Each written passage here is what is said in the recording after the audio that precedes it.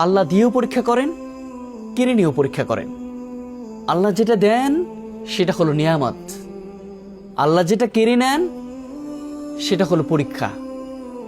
আর যেটা হাজার কষ্টের পরে, ধৈর্যের পরে, সবরের মাধ্যমে যেটা দেন সেটা হলো কুদরত। প্রচুর ধৈর্য ধারণ করার পর যেটা দেন সেটা হলো আল্লাহর পক্ষ থেকে কুদরত।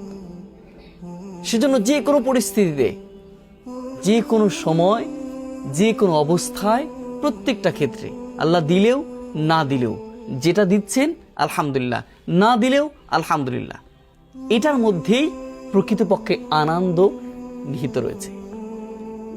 যদি আপনি আল্লাহর উপর সমস্ত কিছু ডিপেন্ড করতে পারেন, তাহলে এর মধ্যেই আল্লাহ শান্তি রেখেছেন।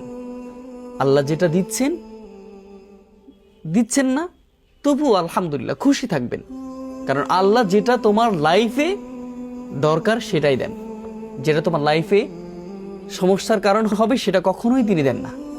সেজন্য ধৈর্য ধারণ করুন, আল্লাহর